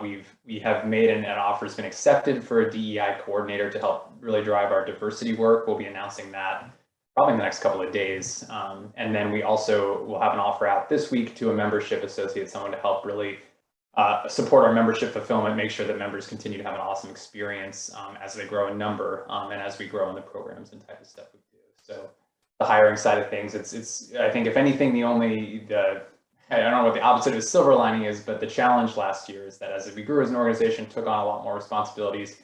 And I know the chapters feel this too, it really strained the central office's ability to keep up with everything. So we're adding a little bit to the ranks, again, cautiously, but excited to have those folks come on board. Next one is reward. Nick, just to clarify, both of those positions are part-time. Right. One is temporary. So they're not full-time year-round positions. It's not like we're funding 2 new full-time salaries for the year. Trying to be efficient, but fill the needs so that the staff burnout doesn't get too pronounced too quickly. No, good point. Those are not 2 full-time hires.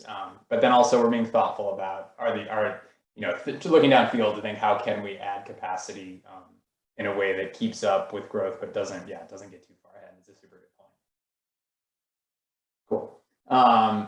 Touching base on reward volunteers. So one of the things you'll see this year is we're revamping that program. The chapters know this, and we're about to roll that out to the broader public. But Cabot, who has been instrumental in setting up that plan, and we thank them tremendously, they are no longer hosting the Reward Volunteers platform. We're going to be hosting that in-house on the Vemba website.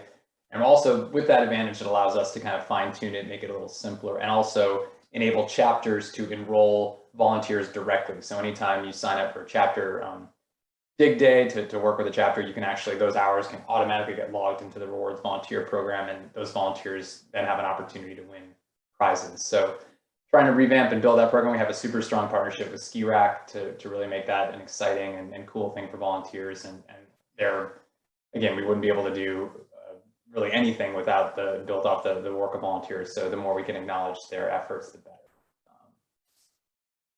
Moving in, talking to community builder partnerships, Chrissy touched on this already, and where this is probably one of the things we're most excited about is as a new program with Pride Rides and Vermont Adaptive. You'll see throughout the year a lot of event co-promotion, a lot of work Chrissy talked about the specific grant program we have with Vermont Adaptive, where half of the income from that community builder program will go into a fund for adaptive modifications and builds and trail grants, and the other half is actually going to Vermont Adaptive equipment for adaptive mountain biking. So it's all flows directly back to the trails with them. And similarly with Pride Rides, the ability to help support them as they grow and do more outreach and have a little more operational sustainability. We're super psyched to be partnering with both those organizations and thinking at other organizations we may ultimately work with who, the idea of a community builder is that they're not building trail, they're not maintaining stewardship in the traditional sense, but they're integral to growing our mountain bike community. So continue to look for ways we work with the 2 partners we have presently and look for others to build with as we go forward. Fundraising, that's going to be instrumental. Jeff teed it up. I mean, that's become, I think, one of the engines that's allowed our organization to grow. So we've got a storm relief raffle that Free Hub is running in support of the Storm Relief Fund, which is super cool. As a lot of folks might have seen, Free Hub just released a photo book entirely focusing on Vermont with Vermont photographers, mainly Vermont riders. It's super cool. You should check it out. But in turn, they also acknowledged, hey, we came to Vermont and took a bunch of photos and wrote a bunch of stories. What can we do to give back? And so they're running a fundraiser for this raffle that'll go directly to the storm relief fund that chapters can access to help recover from a major storm. And those funds are doled out by the chapters collectively. So if there's a need, the chapters decide how to sort of fulfill that need. So that's super exciting to have a new fundraiser come on board. And then, as we've had in past years, we'll have a bike raffle that's just about to get up and running, that runs throughout the season, and then a trip raffle at the end of the year. So those again are super important, and one of the main reasons we're able to direct so much of those membership dollars back directly to the chapters. Talking about events, we've talked about a few. I think some of the chapters mentioned these as well. Events are definitely back in a big way. I imagine, as folks have seen, kickoffs are starting now and next week, really. I know there's some big ones. Chapters are excited to kick off season, which is fantastic. Dig days are on the calendar, which is really great. I've got a few circled on my calendar for April, which is awesome. So those are right on the horizon. And then as we look a little further out, Joe Gaynor, our programs and events coordinator, has been developing a program with the all-season resorts to really grow these Vemba days at the resorts to make them even more cool and have some more sort of benefits for Vemba members to go and ride the resort those days. So in addition to the complimentary downhill lift tickets that every Vemba member gets, these will be sort of additional promotional stuff that'll happen at those events on select days in the summer, which is super cool and a good way to really involve the resorts in mountain biking, and they're keen to support us as well. And then, as folks have probably seen, their summer festival series is back up and running. There's throughout the summer and throughout the region, there'll be festivals throughout Vermont and throughout the Northeast. So events are definitely happening in a big way. And I know Joe is already looking at his travel schedule and with some level of trepidation. So no, but it's great that we're getting back together in person, which is super cool. I mentioned before, and Angus talked about it in a little bit more detail, the Velomont. Just keep an eye out for goings. A lot of thoughts happening on the Velomont front. We, as Angus noted, we're really closing in on this first corridor between Rochester all the way really to Killington, which will be a neat proof of concept, an example of if you create these continual connected networks throughout the state, how people use them and enjoy them, and a chance to really see what the Velomont looks like in person. These congressional directed spending funds that Senator Leahy secured are really a game changer. We haven't entirely processed what it will mean, and Angus mentioned it's been busy, but that amount of long-term funding and the support at the federal level and really the Forest Service for a legacy level mountain bike project is transformative. So a lot more to come on that front, but pretty neat. And then most importantly, there'll be a lot of community engagement and chapter engagement. The map Angus showed, there's a lot of just what's corridor of opportunity in there, which nothing's defined. It's chapters and communities have to want the Velomont. And then the idea that with the congressional directed spending and other sources, that Velomont will help secure funding for chapters to really become a part, build, and own trails. So it has to be community driven as well. So a lot of outreach to happen this year. And then this is where I was going to touch on the new chapters front. We have a few new chapters in the hopper already, and the note in the chat was, guidance for new chapters, and it's a really good point. We've been thinking about, as we work with, Heidi mentioned Jamba as a relatively new chapter. Mendon Mountain Club got up and running last year. We're doing our work to try to figure out a better sort of how-to guide. We have one already, but it's pretty rudimentary to help get new chapters up and running from what we've learned with the chapters we have here. But there are a few other ones we expect to announce, at least one more, maybe it could be as many as 3, depending on how things go. Someone mentioned the VOREC fund, John mentioned it, the VOREC funding, the announcements that keep, which a lot of those dollars are going to drive, make things happen in communities that haven't had trails in the past. So I expect we'll see a few one, if not more, chapters come online this year. And with that, before I pause and talk about kind of the core thing folks should be excited about, which is more and better trails, I will pause and see if we have any questions on that stuff. And Chrissy, maybe you've been keeping an eye.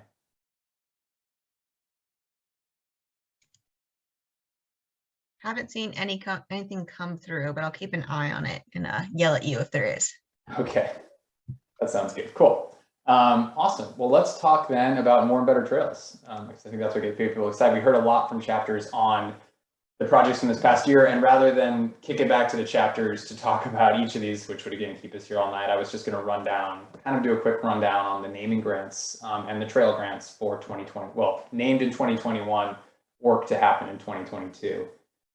So the naming grant side, again, these are businesses that have decided to partner actively in the philanthropy that they engage in supporting our chapters. We have Cabot partnering with Caledonia Trail Collaborative for a really super cool machine-built flow trail. I think I saw in the chat, Joe mentioning this, that the work's going to kick off and maybe be done in the next couple of weeks, which is super cool. So that's going to be a neat project in the St. J Town Forest from Cabot and Caledonia Trail Collaborative, CTC. We have OGE, again, supporting work. They've been a stalwart supporter. They're going to be supporting Slate Valley Trails with an electric trail maintenance vehicle. This is a really neat thing where we're getting outside of thinking purely about feet or miles of trail, and Slate Valley put together a proposal to say, hey, we need this. We got 40 miles, or Andy mentioned it's 50 miles of trail now. We need a better way to get tools, equipment, and people around that network. So they're helping fund an actual UTV to do that, which is awesome. RMT is working with Suncommon, or Suncommon agreed to partner with RMT to help build this new network off Route 2, an area called the driving range that can be built from the ground up with adaptive riding in mind, and just a super cool parcel and really neat opportunity to bring a new network in an area that has had a lot of use and will help spread out that use kind of in and around Bolton. So really excited to see that come to fruition.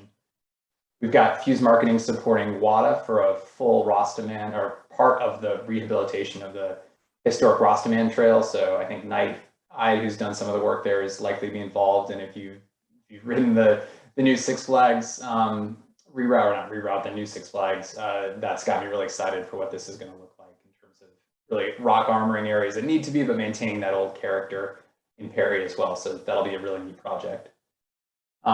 Vermont Country Store is supporting Ridgeline to the tune of 5K. So they're actually going to be supporting some of that Belmont work, which is great. That's still a lot of corridor and work to get done. That's going to be between Chittenden Brook and Royal Brook, which kind of adding to the area that Angus highlighted before. Muskoma is going to be partnering, they're a first-time partner, which is really cool to have. They've been partnering with Fellowship of the Wheel for adaptive enhancements on flow loop at Saxon Hill, which is great. They were really bought into the idea of increasing adaptive options, which again, we're part of our partnership with Vermont Adaptive and just excited to help grow those throughout the state. Ranch Camp is again doing two naming grants each for 2K. One is to support Southern Vermont Trails Association with some new trailhead kiosks at Crosstown, so helping improve navigability and routing down in West Dover, and then another grant for to Wamba for rehabilitation of Reservoir and Peninsula Loop over at Aqueduct, which Matt mentioned some of the work that have been done this year there. There's an awesome network, so excited to see those trails get some love from some support from Ranch Camp. I think I ran through, all of the naming grants. Any questions on those work? I mean, I think what I'd recommend is check out our blog. We go into these in detail, and then the chapters have a lot more information on their pages specifically. So pivoting over to the trail grants, so the chapter selected projects where we took 50K and allocated that across chapters for work. These also are really great. I mean, this is awesome because this is what the chapters got really excited about. So Fellowship is going to be doing a rehabilitation of Backdoor Trail in Heinsberg. That's a very well-loved trail that's very much in need of the support. So it's going to be great to see that get some love. Brewster River, they're getting 5K to create a new directional downhill, semi-advanced downhill trail up at Cricket Hill, which will be a great addition to that network. So that's also really exciting. RMT also got trains to supplement that support from Suncommon, additional trail grant funding to really begin to build. This is a brand new network over there off Route 2. So it's going to take a lot of support. And I know that Byrne is thinking a lot about fundraising and how we can support what's going on there. So this is another sort of chipping away at the need to create that, or the funds are going to take to create that network. Mendon Mountain Club, first time chapter, they're getting funds to create their essentially first trail on town property and an adaptive loop that's going to be right, I believe, just outside the town, or the rec trail, or the rec sort of area there, the rec field in Mendon, which is awesome. So they're going to be breaking ground this summer on that trail, and excited to help get them up and off the ground. Mad River getting some funds for the phase 2 at their Moortown School and Town Forest project. So some more features, a reroute of Hornby Ridge, and kind of growing that really cool project that phase 1 was completed last year. So Mad River with that VORC money as well, they're going to have a lot going on in the valley this summer. So stay tuned for in that river. Ridgeline applied for and got some funds for a new 1 mile advanced downhill only trail off Randolph Gap. Much of the trail that has been built in the past couple of years there has been beginner and intermediate focused to really get folks out and involved. And this is a trail that'll be more advanced. So really great addition to that network down inside Rochester.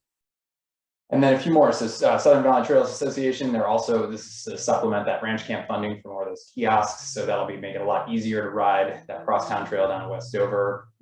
STP, Carolyn mentioned the trails or the skills park off the rec path, the trail grant funding to help support that work. That's such an awesome project because so many kids on that path. And this will be this a great example of creating an asset that kids or anybody can go and hone their skills and avoid people having to go in the woods and build stunts and potentially cause trouble by doing things that people didn't approve or don't want to see. So creating a way to get some progression right off the rec path and then go up into some of the new trails they're creating at Adams Camp and elsewhere is really neat. Vemba, they applied this similarly in line with that OGE grant for Slate Valley. Vemba applied for some funds for a walk behind carrier at Candycom, which is awesome. It's going to help make the work that they do more efficient and effective. So neat to see equipment funding happen. And then WADA, and Waterbury, this one's close to my home there, getting some funds to help support that Rostamam rehabilitation that Hughes is supporting through a naming grant as well. So that's going to make a trail that, historical at Perry, that much cooler and more sustainable. So many exciting things coming down the pike that getting really, really jazzed for. I'm just talking about it. I'm like kind of getting, really psyched for the fact that pretty soon here we're going to be out on the trail. That is everything I have for naming and trail grants. And do we have any questions popping up, Chrissy? Yeah, we had Alan say, how can we as clubs best work together to continue the growth of new riders like younger generation and adaptive riders? Yeah, that's a super good question. And I think it's something the chapters themselves have been really focused. I mean, part of it is like supporting partners like Vermont Adaptive that are getting, folks out to the trail that historically haven't been as able to. So we're learning a lot in that partnership too. And I think our work there too, working with Jeff, who I know is on the call here too, to connect with the chapters to help inform chapters how to best do that work. So I think that's a good example of kind of the role that the Vemba office can play, which is working with a partner to kind of figure out what's the blueprint for engaging with chapters. Where has it been successful? Carolyn mentioned the work they've done up at Stowe. And so how do we take that blueprint and kind of make it transferable elsewhere to make trail? And the nice thing that we've learned as well is that adaptive trails, in many cases, not universally, but can be excellent trails for beginners and folks getting into the sport as well, given the sort of regulations and structure around how you do turns and grade reversals and things like that. So that's a lot that we're learning. I think part of it is providing guidance, and a lot of it, I think, just talking about even Ridgeline and the work they've done. I mean, Angus and crew down there have been amazing in terms of thinking from the ground up. How do we create a network that's going to start rooted in beginner and intermediate, really get new riders out and excited and engaged and supportive, and then adding in the elements that make it truly progressive. So, I mean, it's a big question. I don't think we're going to answer it here. How do we get new folks out? But other thing I'd plug is that, our chapters have a quarterly advisory council meeting where we get and talk topics, and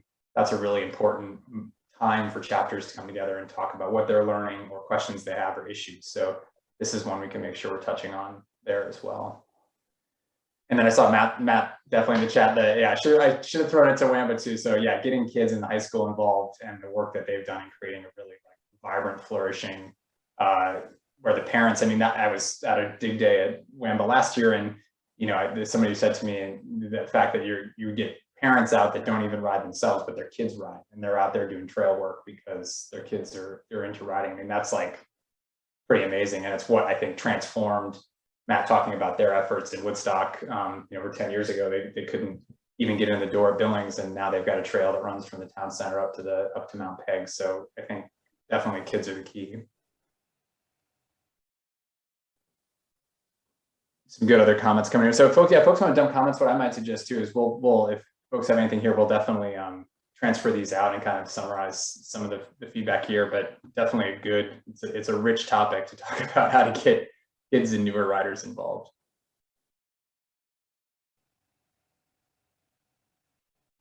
Other questions or topics, Chrissy, we should hit on? Yeah, I think that so far, I think we've answered most of the questions. Like I said, we can kind of share some of these comments and suggestions that people have been writing in post meeting that we'll share out with everybody.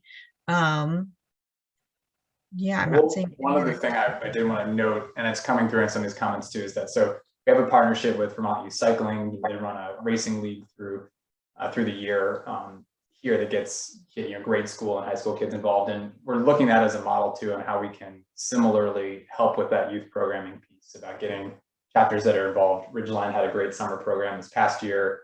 Woodstock obviously been stellar, engaging youth as well, and sort of like trying to pull those pieces together to figure out are there ways that we can support those sort of that programming at the chapter level to get kids involved and in a scalable way. So there's definitely, I think it's that idea of working with partners who've done it well, figuring out a way we can make it transferable, and then just enabling chapters and working to secure the support for them to scale it.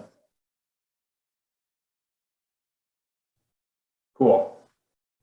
I am going to move us then to, and that was trail projects, just to kind of wrap up at least on thank yous and yeah, summary a couple of highlights. I mean, one, I just want to make sure we thank the partners we've had. Some of the big partners, Cabot and OGE have been summit level supporters and for a long time, and we also received really important funding from Lintilac and Conine to help us do the work that we do. So I want to thank those partners profusely, as well as our other Ridgeline partners. These are different levels of support. We've received general support from Vermont Country Store, from VSCCU, Ski Rack, I mentioned with the Rewards Volunteer Program has been instrumental. Evergreen is a new partner this year that we're really excited to work with and kind of explore the health elements where we can help members better take care of their health. I know Joe is going in for a visit at some point to get to check out. I probably shouldn't expose your medical history, Joe, but I know you're going to be at least a guinea pig for what Evergreen can do to help get us set straight.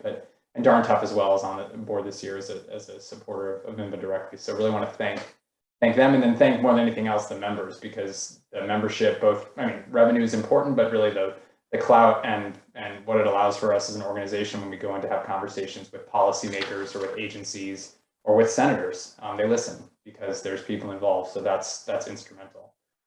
The last thing, and Jeff kind of stole my thunder, but I'll thank the rest of our staff. So on behalf of me and Chrissy and Joe, huge thanks to them. I mean, they do the work of many people, which is, I don't know what I would do without them for sure. And then huge thanks to the board. And I put our new board members on here, but I definitely want to thank the ones I've worked with. It's been a year for me, but the onboarding and the support, the council, guidance, governance of the board here, a lot of in my past life, I worked with boards in doing consulting, and this is one of the strongest boards I've ever, and structures I've ever worked with. So it's made life really, really good as the director. So with that, I only think two things I'll part, and then we'll see what other questions you might have. One is, don't forget, Christy already mentioned it because she's better than me at these things, but don't forget to sign up for your membership if you haven't yet. The season starts next week. And then if anything comes to mind, you can always email me or us, and we'll try to address it, and we'll look back through and make sure we covered it all. But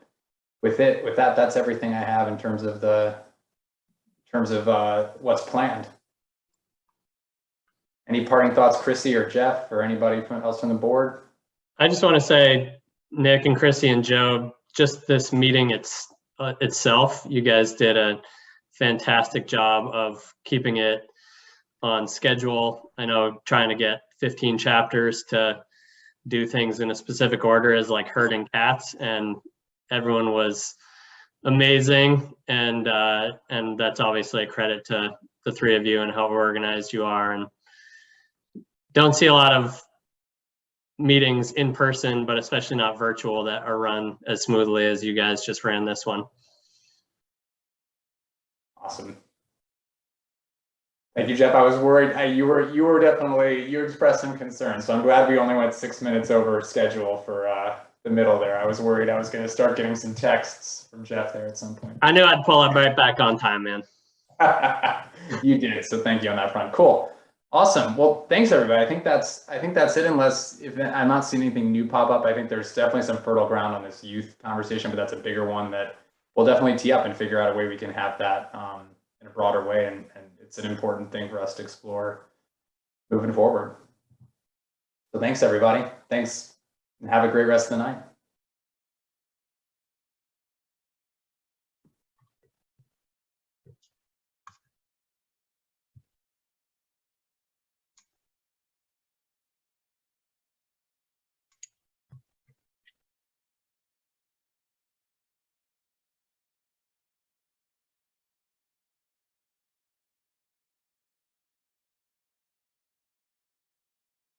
It's entertaining watching all the numbers slowly go down.